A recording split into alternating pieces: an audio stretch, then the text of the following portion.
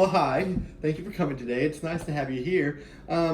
So, can you tell us a little about who you are and what your research is and all this stuff? Yeah, I am Edwin Hubble, and basically I worked on the Hubble's law, is what I call it, because it was my law, and it's basically over the expansion of the universe. Cool. Sounds like it's going to be pretty in depth there. Where did most of this research take place? I predominantly started this research when I was hired as the lead astronomer at the Mount Wilson Observatory in Los Angeles, California. So that was kind of your role in the situation. Yeah. So you're the leader. Yeah, I was the lead astronomer. Cool. So, what's kind of the end goal of the research? What are you hoping to achieve, or what are you looking for? I was hoping to look for what kind of understanding what we think of in the universe, whether it's expanding, is it contracting, is it stagnant, is it still, what kind of universe are we living in outside of our galaxy? Oh, okay. I wasn't really aware that the universe was doing any of that, so I mean that's kind of unique there. Um, so, who all was involved in this project? It does sound like it's going to take quite a research team. I can't imagine it was just you. Yeah, it was me. It was a bunch of other colleagues. One colleague I would most notably note was Milton Humson. Okay. And he actually started out as a mule driver when they were building the observatory, and then he moved up to be a janitor, and next thing you know, he's my night assistant. And basically, what he did was he helped quantitatively get a value for the expansion of the universe. Well, he sounds like he's a little bit more interesting than you, to be honest. Yeah, I guess so. Okay. Well, there's a lot going on in the world today. How do you feel that relates to your project or what's going on? Well, I think as a science community, everything is getting more in depth and progressive, and we're thinking outside the box, which is basically what a scientist should think.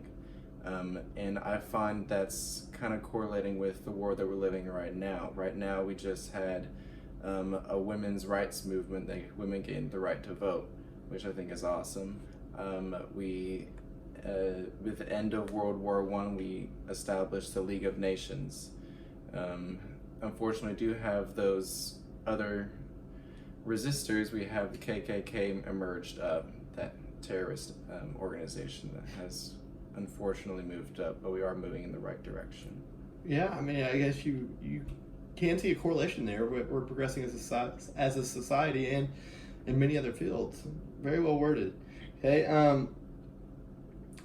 So, what impact do you feel the project is going to have on the physics community? Since it does sound so important to how we think about the universe, what do you think? How do you think it's going to impact it? Yes.